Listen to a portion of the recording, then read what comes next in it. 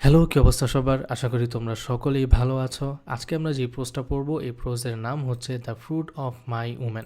মাই women মানে কি? আমরা কিন্তু অনেকেই বলে থাকি মাই গার্ল, মাই বয়, এগুলো কারা বলে তোমরা কিন্তু খুব ভালো করেই জানো। তেমনইভাবে মাই উমেন, এখানে মাই উমেন মানে হচ্ছে আমার স্ত্রী। তার মানে এই কথাটা একজন হাজব্যান্ড বলতেছে, the fruit of my women, আমার স্ত্রীর ফল। টাইটেলটা শুনতে কেমন যেন লাগতেছে না? আমরা যখন পুরো গল্পটা পড়ব তখন আমরা এই টাইটেলের সার্থকতা বুঝতে পারবো। ফার্স্টে আমরা লেখক সম্পর্কে কিছু তথ্য জেনে নিই। আজকের গল্পের যে লেখক, সেই লেখকের নাম হচ্ছে হ্যান ক্যাং। তিনি একজন South Korean writer. Han Kang is a famous South Korean writer. Han Kang হচ্ছেন বিখ্যাত একজন South Korean writer. She was born in 1970 in Gwangju, South Korea. তিনি 1970 সালে সাউথ কোরিয়ার গুয়ানজুতে জন্মগ্রহণ করেন। Her father was also a writer, so she grow up in a literary environment. তার বাবাও একজন লেখক এবং তিনি একটা সাহিত্যিক পরিবেশে বেড়ে ওঠেন। She studied Korean literature at Yonsei University. তিনি ইউএনসে ইউনিভার্সিটিতে কোরিয়ান সাহিত্য নিয়ে পড়াশোনা করেন। She started her writing career as a poet in 1993। তিনি 1993 সালে তার যেই রাইটিং জার্নি এটা শুরু করেন একজন কবি হিসেবে। Letter she became famous as a novelist and short story writer. এবং পরবর্তীতে তিনি একজন প্রাবন্ধিক এবং ছোট গল্প লেখক হিসেবে পরিচিতি পেতে শুরু করেন। She became world famous for her novel the vegetarian. তিনি ওয়ার্ল্ড ফেমাস হয়েছিলেন তার যে বিখ্যাত নোভেল দ্য ভেজিটেরিয়ান এই প্রবন্ধটার জন্য। শি উন the man broker international prize in 2016 for the vegetarian. তিনি ম্যান ব্রোকার ইন্টারন্যাশনাল প্রাইজ পুরস্কারে ভূষিত হয়েছিলেন 2016 সালে তার যে বিখ্যাত নোভেল দ্য ভেজিটেরিয়ান এই নোভেলটার জন্য। Many of her works talk about the human body changing or suffering. তার যে লেখাগুলো রয়েছে এর মধ্যে প্রায়শই মানবদেহ পরিবর্তন এবং কষ্ট সহ্য করা এসব বিষয়ে তিনি কথা বলেন। তারপরে the fruit of my women shows magical realism and deep psychological meaning. The fruit of my women, আজকে আমরা যে গল্পটা পড়তে যাচ্ছি এই গল্পটা জাদুকরী বাস্তবতা এবং গভীর মনস্তাত্ত্বিক তথ্য রয়েছে। এটা আমরা যখন পুরো গল্প পড়ব তখনই আমরা দেখতে পারবো। Han Kang's writing often questions modern city life and human existence. Han ক্যাংয়ের যে লেখাগুলো রয়েছে এই লেখাগুলোর বেশিরভাগ লেখাই আধুনিক নগর জীবন এবং মানুষের অস্তিত্ব নিয়ে কথা বলে। তাহলে রাইটার সম্পর্কে আমরা যে তথ্যগুলো জানলাম তার মধ্যে সবচেয়ে গুরুত্বপূর্ণ তথ্য হয়েছে তিনি ম্যান ব্রোকার ইন্টারন্যাশনাল প্রাইজ এই পুরস্কারটা পেয়েছিলেন 2016 সালে এবং এটা পেয়েছিলেন তার যে বিখ্যাত নোভেল দ্য ভেজিটেরিয়ানের জন্য এবং তার বাবাও একজন রাইটার ছিলেন। এখন আমরা এই গল্পের ইন্ট্রোডাকশনটা একটু জানি। The Fruit of My Woman is a short story written by the South Korean writer হ্যান ক্যাং। এই জিনিসটা আমরা সবাই জানি যে the fruit of my women এটা হচ্ছে একটা ছোট গল্প যেটা সাউথ কোরিয়ান একজন রাইটার হ্যাং ক্যাংয়ের লেখা। The story is about a married couple who lived in a high apartment in a big city. আর এই গল্পটা একজন বিবাহিত দম্পতিকে নিয়ে যারা একটা বড় অ্যাপার্টমেন্টে, একটা উঁচু অ্যাপার্টমেন্টে, উঁচু একটা শহরে থাকে। At first, everything looks normal, but slowly the wife begins to change in a strange way. শুরুতে সব কিছু স্বাভাবিক থাকে কিন্তু আস্তে আস্তে তার যে স্ত্রী ছিল সেই স্ত্রী অদ্ভুতভাবে পরিবর্তন হতে শুরু করে। Dark bruises appear on her body. Bruises মানে হচ্ছে আঘাতের দাগ, আর এই ডার্ক মানে কিন্তু এখানে অন্ধকার বা কালো এটা না, এর মানে হচ্ছে গভীর গভীর দাগ তার বডিতে দেখা যায়। And she starts feeling suffocated in city life. এবং শহুরে জীবন তার কাছে দম বন্ধ হওয়ার মতো অবস্থা তৈরি হয়। Gradually her body begins to transform like a plant. এবং ধীরে ধীরে তার শরীর একটা গাছে রূপ নিতে শুরু করে।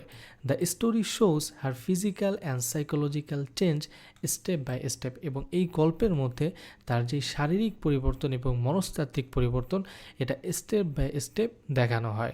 Through this strange transformation, the writer talks about loneliness, urban suffocation, identity crisis, and the human desire to return to nature. আর এই যে একটা ট্রান্সফরমেশন, এই ট্রান্সফরমেশনের মাধ্যমে লেখক যে জিনিসটা প্রকাশ করতে চায় সেটা হচ্ছে একাকিত্ব, শহুরে জীবনে দম বন্ধ হয়ে যাওয়ার মতো অবস্থা, পরিচয় সংকট এবং প্রকৃতির দিকে মানুষের যে একটা ঝোঁক এবং প্রকৃতির দিকে ফিরে যাওয়ার মানুষের যে একটা তীব্র ইচ্ছা, এই জিনিসটা দেখানো হয়। The story mixes reality and imagination and ends with an open ending. এই গল্পের মধ্যে কিছু কিছু জিনিস রিয়েলি বাস্তবে ঘটে, আবার কিছু কিছু জিনিস কল্পনায়ও ঘটে। And ends with an open ending. এবং এই যে গল্প আজকে আমরা পড়তে যাচ্ছি, এই গল্পের কিন্তু প্রপার কোনো এন্ডিং নেই, অর্থাৎ এর একটা ওপেন এন্ডিং। লেখক একটা প্রশ্ন দিয়ে এই গল্পটা শেষ করেন, which makes the reader think deeply, আর যেই জিনিসটা পাঠকদেরকে গভীরভাবে ভাবাতে বাধ্য করে।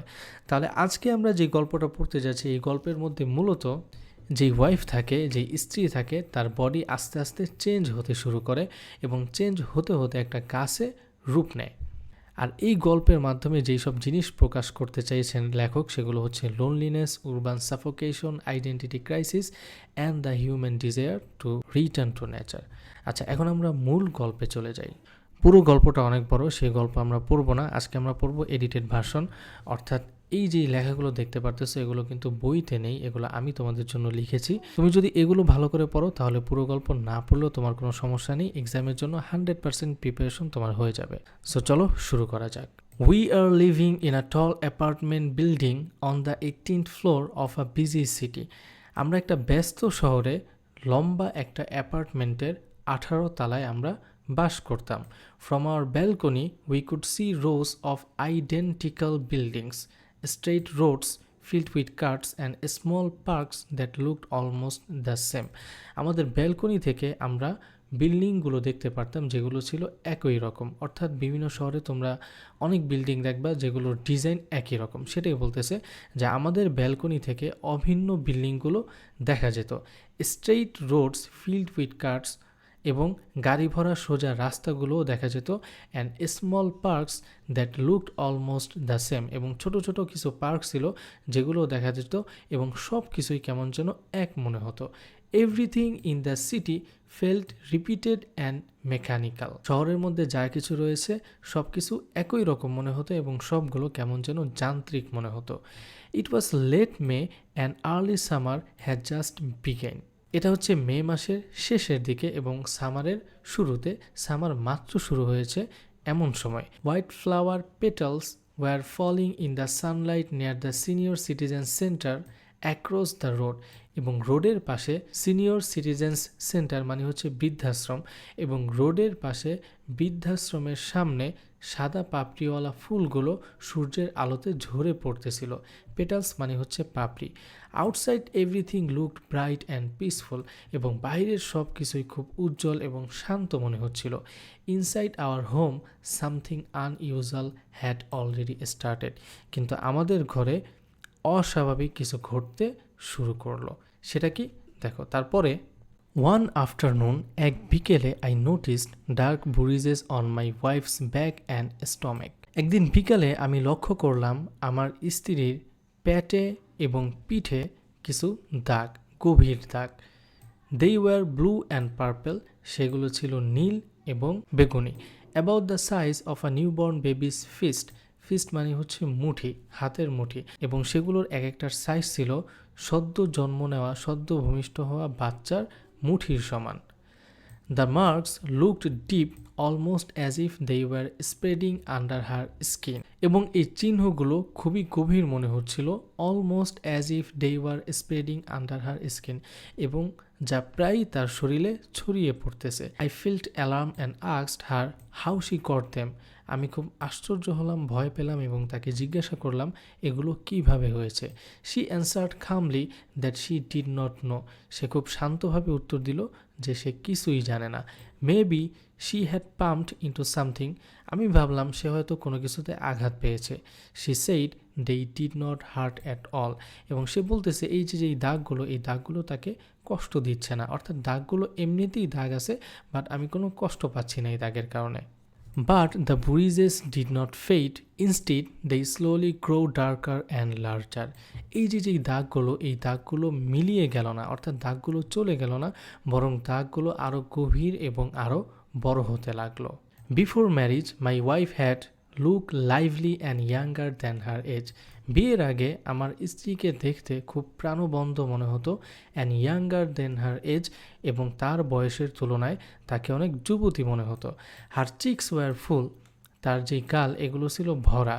হার আইস ওয়ার ব্রাইট, তার চোখগুলো ছিল উজ্জ্বল, and her body looked healthy, এবং তার দেহ ছিল সুস্থ। নাও শি ওয়াজ থিনার, এখন সে কাঠের মতো হয়ে গিয়েছে, অর্থাৎ এখন সে পাতলা হয়ে গিয়েছে। হার স্কিন লুকড পেল অ্যান্ড ড্রাই, তার যেই শরীর সেটা জরিনার মতো হয়ে গিয়েছে, অর্থাৎ ফ্যাকাশে এবং শুষ্ক হয়ে গিয়েছে। হার মুভমেন্টস বিকাম স্লোয়ার, তার চলাফেরা কচ্ছপের মতো হয়ে গিয়েছে, অর্থাৎ সে খুব আস্তে আস্তে চলাফেরা করে। Sometimes she stared at nothing, এবং মাঝে মাঝে সে শূন্যে তাকিয়ে থাকে। As if she were far away in her thoughts, দেখে যেন মনে হয় সে তার চিন্তায় হারিয়ে গেছে। She began to complain about city, সে এখন শহরে জীবন নিয়ে অভিযোগ তোলা শুরু করলো। She said the apartment felt suffocating, সে বলতেছে যে অ্যাপার্টমেন্টের মধ্যে তার দম বন্ধ হয়ে আসে। As if the walls war pressing against হার, যেন দেওয়ালগুলো তাকে চেপে ধরতেছে। She disliked the noise of traffic and the way every building look the same, আশেপাশে যে নয়েজ এবং ট্রাফিক এবং সব বিল্ডিংগুলো যে দেখতে একই রকম লাগে, এই জিনিসগুলো তার কাছে অপছন্দ লাগে। She once told me that before marrying me she had saved money to leave the city and live in the countryside, বিয়ের আগে অবশ্য সে একবার আমাকে বলেছিল যে সে টাকা সঞ্চয় করতেছে শহরে যেই জীবন, এই জীবন ত্যাগ করে একটু গ্রাম্য পরিবেশে যে থাকার জন্য। But after marriage she used all her savings for the wedding and for the apartment deposit, কিন্তু বিয়ের পরে তার বিবাহের অনুষ্ঠান এবং অ্যাপার্টমেন্ট ডিপোজিটের জন্য তার যেই মোট সঞ্চয় ছিল সব সঞ্চয় তার খরচ করতে হয়েছে। Now she felt that she had no way to escape, এখন সে মনে করে যে তার পালানোর, এই শহরের জীবন থেকে পালানোর আর কোনো উপায় নেই। এরপরে she sometimes described strange feelings, সে মাঝে মাঝে কিছু অদ্ভুত অনুভূতির কথা বলতো। She said she felt dizzy, সে বলতো যে তার মাথা ঘোরায়। As if the road was moving beneath her feet, যেন মনে হতো তার পায়ের নিচে রোডগুলো ঘুরতেছে, রাস্তাগুলো ঘুরতেছে। She said I felt like roots were buried inside her body, সে বলতো আমার মনে হয় যে আমার শরীরের ভিতরে শিকড় গেড়ে বসেছে। When she used the roots I felt uneasy, যখন সে রুটস, শিকড় এই ওয়ার্ডটা ইউজ করতো তখন আমি অস্বস্তি বোধ করতাম। অ্যাজ দ্য ডেইজ পাস্ট, দিন যেতে লাগলো, the bruises on her body look like dark leaves spreading across her skin, তার শরীরের যেই দাগগুলো ছিল সেই দাগগুলো আস্তে আস্তে বড় হতে লাগলো, তার পুরো শরীরে ছড়িয়ে যেতে লাগলো, এবং এগুলো দেখতে ডার্ক লিভস, কালো পাতার মতো লাগলো। I became worried and decided to take her in a hospital, আমি চিন্তিত হয়ে পড়লাম এবং তাকে হসপিটালে নিয়ে যাওয়ার সিদ্ধান্ত নিলাম। An elderly doctor examined her carefully, একজন বৃদ্ধ ডাক্তার তাকে খুব ভালোভাবে পরীক্ষা করলো। He used an ultrasound machine and checked her stomach, liver, uterus and kidneys, এবং সে আল্ট্রাসাউন্ড মেশিন ব্যবহার করে তার যে প্যাট, লিভার, জরায়ু এবং কিডনি এগুলো সব খুব ভালোভাবে পরীক্ষা করলো। He spend a long time looking at the screen, এবং সে কম্পিউটার স্ক্রিনে দীর্ঘ সময় তাকিয়ে থাকলো। Finally he told us that everything was normal, there was no illness, এবং অবশেষে সে বলল যে সব কিছু ঠিকই আছে, কোনো অসুস্থতা নেই। এরপরে but I could see that everything was not normal, কিন্তু আমার মনে হলো যে সব কিছু স্বাভাবিক নেই। She ate less and spoke less, সে কম খায়, কম কথা বলে। She stood by the window for long periods, এবং জানালার পাশে সে অনেকক্ষণ দাঁড়িয়ে থাকে। লুকিং অ্যাট দ্য স্কাই, আকাশের দিকে তাকিয়ে, সে জানালার পাশে আকাশের দিকে তাকিয়ে অনেকক্ষণ দাঁড়িয়ে থাকে। She seem to lean slightly toward the sunlight almost unconsciously, এবং সে অজান্তেই সূর্যের দিকে একটু ঝুঁকে থাকে। ওয়ান ইভিনিং, একদিন সন্ধ্যায়, when it began to rain, যখন বৃষ্টি হচ্ছে, I found her standing naked on the balcony, the rain was falling softly over her thin body, এবং বৃষ্টির পানিগুলো তার শুকনো দেহে আলতোভাবে পড়তেছে। দৃশ্যটা কিন্তু খুবই চমৎকার। She said the flat was stifling and she wanted to breathe. সে বলতেছে এই যেই ফ্ল্যাট, এই ফ্ল্যাটের মধ্যে তার দম বন্ধ হয়ে আসতেছে এবং সে শ্বাস নিতে চায়। She stood there as if she were absorbing the rain. সে এমনভাবে দাঁড়িয়ে আছে যে সে বৃষ্টির পানিগুলো শোষণ করতেছে। একটা গাছ যেমন বৃষ্টির পানি শোষণ করে, তার মধ্যে পানি দিলে সে পানি শোষণ করে, তেমনইভাবে কেমন যেন সে বৃষ্টির পানিটা শোষণ করতেছে। I felt frightened and brought her inside. আমি ভয় পেয়ে গেলাম এবং তাকে ভিতরে নিয়ে আসলাম। তারপরে letter in the bathroom I port water over her body. এরপর আমি তাকে বাথরুমে নিয়ে আসলাম এবং সেখানে তার বডিতে আমি পানি ঢালতে লাগলাম। To my surprise her body seem to respond to the water in a strange way. এবং আমি লক্ষ্য করলাম, আমি এটা দেখে আশ্চর্য হলাম যে তার বডি এই পানিকে রেসপন্স করতেছে অদ্ভুতভাবে। শি লুকড স্লাইটলি রিফ্রেশড এবং তাকে একটু সতেজ মনে হচ্ছে, অলমোস্ট রিভাইভড এবং কি প্রায় পুনরুজ্জীবিত মনে হচ্ছে। From that day I began pouring water over her regularly, almost like watering a plant. এবং সেই দিন থেকে আমি তার শরীরে প্রতিদিন পানি ঢালতে শুরু করলাম, যেমনইভাবে একটা গাছে পানি দেওয়া হয়। She wrote a letter to her mother during this time. এবং এই সময় সে তার মাকে একটি চিঠি লিখেছিল। In the letter she describe how she could now feel the wind and sunlight more clearly than before. এবং এই চিঠির মধ্যে সে লিখেছিল সে এখন আগের তুলনায় বাতাস এবং সানলাইটকে আরও বেশিভাবে, আরও ভালোভাবে অনুধাবন করতে পারে, ফিল করতে পারে। She wrote that she dreamed of becoming a tree. সে স্বপ্নে দেখে যে সে একটা গাছ হয়ে যাচ্ছে। In her dream her roots went deep into the earth. এবং এই স্বপ্নের মধ্যে তার যে শিকড়গুলো সেগুলো মাটির ভিতরে প্রবেশ করছে। And her branches stretch high into the sky. এবং তার শাখা প্রশাখাগুলো আকাশের দিকে উঁচু হয়ে রয়েছে। She admitted that she felt afraid. সে এটাও স্বীকার করে যে সে ভয় পায়। She wondered whether she would bloom again. সে এটা নিয়ে ভয় পায় যে আবার কখনো ফুল ফুটবে। তারপরে অ্যাজ সামার পাস্ট, যখন গ্রীষ্ম চলে গেল, হার ট্রান্সফরমেশন বিকাম ক্লিয়ার। এবং তার যে ট্রান্সফরমেশন এটা আরও ভালোভাবে বোঝা গেল। হার স্কিন স্লোলি টার্নড গ্রিনিশ। তার যে স্কিন এটা আরও একটু নীল ভাব হয়ে গেল। Her hair grow dry and rough. তার যেই চুল এটা আরও শুষ্ক এবং রুক্ষ হয়ে গেল। লাইক প্লান্ট স্টেমস, যেমনইভাবে একটা গাছের ডালের হয়ে থাকে। The bruises no longer looked like simple marks, they resembled leaves spreading under her skin. এবং তার শরীরে যেই দাগগুলো ছিল সেগুলো এখন আর সাধারণ কোনো দাগ নেই, সেগুলো তার পুরো শরীরে ছড়িয়ে যাওয়া পাতার মতো মনে হচ্ছে। She ate very little, almost nothing at all. সে খুব কম খায়, না খাওয়ার মতোই। হোয়েন অটাম অ্যাপ্রোচড, যখন শরৎ চলে আসলো, ইট seemed as if her body followed the season. দেখে মনে হলো যে তার যে বডি এটাও হচ্ছে সিজনকে ফলো করতেছে। হার স্কিন চেঞ্জড কালার স্লাইটলি। তার বডির যেই কালার, তার স্কিনের যেই কালার এটা হালকা একটু পরিবর্তন হলো। Like leaves changing before they fall. যেমনইভাবে একটা পাতা পড়ার আগে, ঝরার আগে তার কালারের যে একটা চেঞ্জেস আসে, সেই চেঞ্জটা তার বডিতেও হলো। সে became more silent and still, almost motionless. সে আরও বেশি চুপ এবং নীরব হয়ে গেল, একেবারে স্তব্ধ হয়ে গেল। Then one night after I had poured water over her body again. এবং একদিন রাতে তার শরীরে পানি ঢালার পরে আমি লক্ষ্য করলাম সামথিং আনবিলিভেবল হ্যাপেন্ড। একটা অবিশ্বাস্য ঘটনা ঘটলো। সেটা কি? Thin white roots began to grow from between her legs. তার দুই পায়ের মাঝখান থেকে সাদা শিকড় বের হতে লাগলো। দুই পায়ের মাঝখান থেকে সাদা অনেক কিছুই বের হয়, কিন্তু তার বের হচ্ছে সাদা শিকড়। Red flower slowly bloomed from her chest. এবং তার গাল থেকে লাল ফুল বের হতে লাগলো।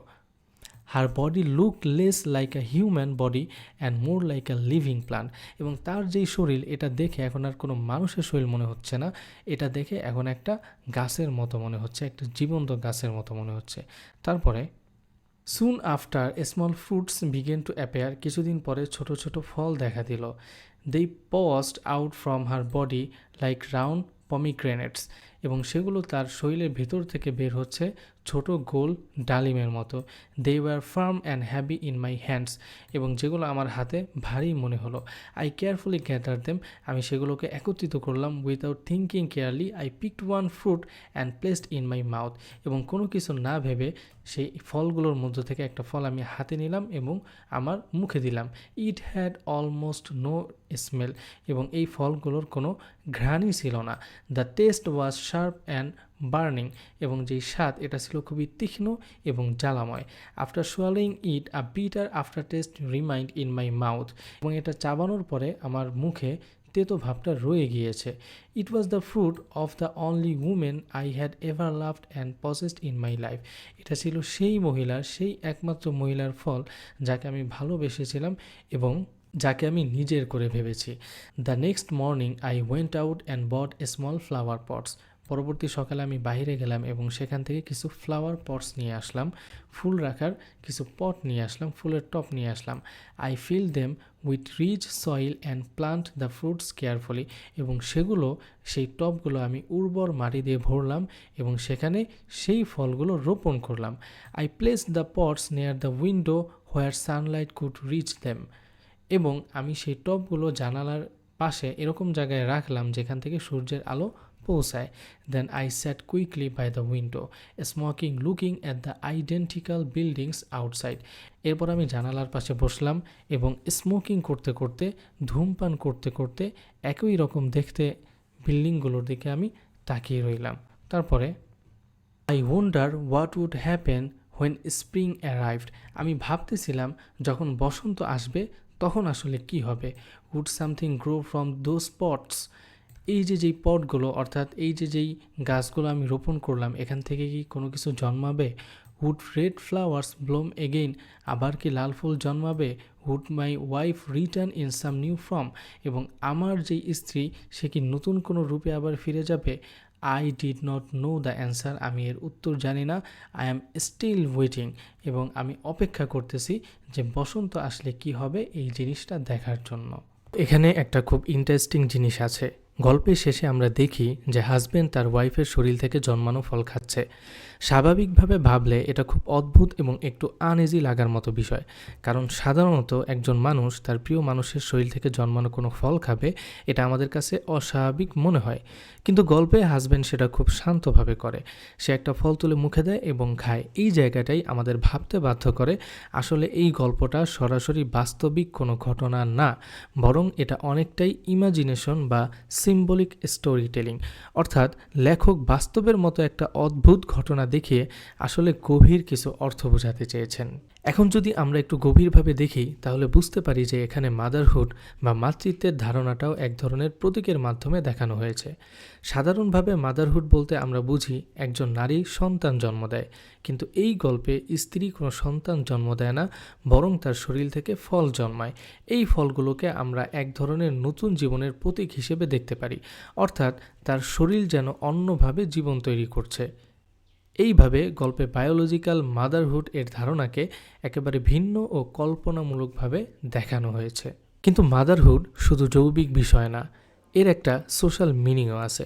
সমাজ অনেক সময় নারীদের কাছ থেকে আশা করে যে তারা নিজের স্বপ্ন, স্বাধীনতা বা ইচ্ছা ত্যাগ করে পরিবার বা সম্পর্কের জন্য বাঁচবে।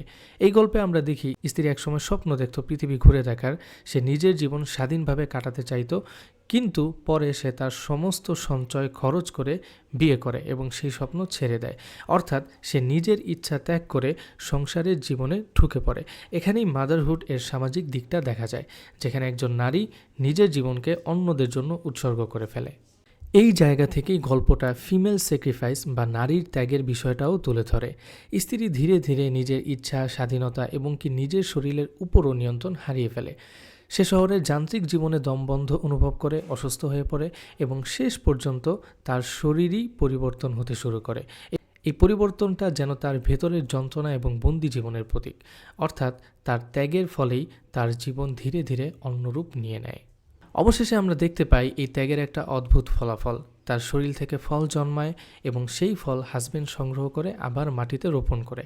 এখানে লেখক যেন দেখাতে চান যে একজন নারীর ত্যাগ শুধু তাকে ধ্বংসই করে না, বরং সেই ত্যাগ থেকে নতুন কিছু তৈরি হতে পারে। কিন্তু সেই ফলাফল সুখের নাও হতে পারে, কারণ গল্পের শেষে হাজবেন্ড নিজেও জানে না ভবিষ্যতে কি হবে, সে শুধু অপেক্ষা করে। এইভাবে গল্পটা ইমাজিনেশন ব্যবহার করে মাদারহুড, ফিমেল স্যাক্রিফাইস এবং তার পরিণতি নিয়ে গভীরভাবে ভাবতে আমাদেরকে বাধ্য করে। আচ্ছা, এখন এই গল্পের মেন যে থিমগুলো রয়েছে আমরা সেই থিমগুলো একটু দেখে আসি। Alienation, feeling alone and separated. The wife feels alone in city. She does not feel connected to her home or surroundings. The identical buildings make her feel lost and trapped. She slowly becomes silent and distant. The story shows how modern city life can make a person feel isolated. একাকিত্ব। এই পুরো গল্পের মধ্যে main যে একটা theme পাওয়া যায় সেটা হচ্ছে একাকিত্ব। শহরের জীবন এই ওয়াইফের কাছে ভালো লাগে না এবং শহরের জীবনের মধ্যে একজন আরেকজনের থেকে আলাদা। শহরের মানুষেরাই বুঝতে পারে যে তারা কতটা একাকী। এরপরে urban suffocation, city as a প্রাইজন। শহরের জীবন যে দম বন্ধ হয়ে আসে এবং শহরের জীবনটা যে একটা জেলখানার মতো, এই জিনিসটা। She feels she can not breathe inside the apartment. She hates the noise, traffic and repeated buildings. The city feels like a cage. সে এই জিনিসটা অনুভব করে যে সে অ্যাপার্টমেন্টের ভিতরে শ্বাস নিতে পারতেছে না এবং আশেপাশে যেই নয়েজ রয়েছে, যেই ট্রাফিক রয়েছে, এই জিনিসগুলো তার অপছন্দ এবং একই রকম দেখতে বিল্ডিংগুলো তার কাছে অপছন্দ। ডিজায়ার টু এসকেপ, পালানোর ইচ্ছা। পালানোর ইচ্ছা মানে কি? পালানোর ইচ্ছা মানে হচ্ছে শহুরে জীবন ত্যাগ করে প্রাকৃতিক জীবনে ফিরে যাওয়া। Before marriage she wanted to leave the city. She saved money to live in the countryside. After marriage, she lost the dream. She dreams of becoming a tree and going back to nature. She wants freedom from city life. এই পুরো গল্পের মধ্যে আমরা এই জিনিসটাও দেখি, সে শহরের জীবন ত্যাগ করে প্রাকৃতিক জীবনে ফিরে যেতে চায় এবং বিয়ের আগে সে কিন্তু এটার জন্য টাকাও জমিয়েছিল, সে টাকাও সঞ্চয় করেছিল।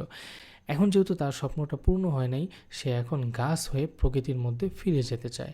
এরপরে nature versus modern life. The city represents artificial life. The wife slowly becomes part of nature. Water gives her strength. She moves towards sunlight. শহরে যে জীবন, এই জীবনটা একটা আর্টিফিশিয়াল লাইফ এবং এই গল্পের মধ্যে আমরা দেখতে পাই যে ওয়াইফ রয়েছে, স্ত্রী, সে প্রকৃতির একটা পার্টের রূপ নিচ্ছে, অর্থাৎ সে একটা গাছ হয়ে যাচ্ছে। পানি তার শক্তি যোগায় এবং সূর্যের আলোতে সে নড়াচড়া করে। সাইকোলজিক্যাল ব্যাকগ্রাউন্ড, মনস্তাত্ত্বিক পটভূমি। The doctor finds nothing physical wrong. Her change may be mental or emotional. She feels dizzy and strange. She feels roots inside her body. The story may represent depression or emotional suffering. এই গল্পের মধ্যে আমরা দেখতে পাই husband কিন্তু তাকে ডক্টরের কাছে নিয়ে গিয়েছিল, কিন্তু ডক্টর তার মধ্যে কোনো খারাপ কিছু পায় নাই, তার মধ্যে কোনো অসুস্থতা পায় নাই। তার মানে ফিজিক্যালি সে রং ছিল না, শারীরিকভাবে সে ফিটই ছিল, কিন্তু মানসিকভাবে সে ক্ষতিগ্রস্ত ছিল, মানসিকভাবে সে অসুস্থ ছিল। সে অসুস্থ কি? ডিপ্রেশন অর ইমোশনাল সাফারিং, একাকিত্ব অথবা মানসিক কষ্ট। তাহলে পুরো গল্পের মধ্যে আমরা যে মেন থিমগুলো পাই আবার একটু দেখি। সেটা হচ্ছে alienation, feeling alone and separated, urban suffocation, city as a prison, desire to escape, nature versus modern life, psychological background.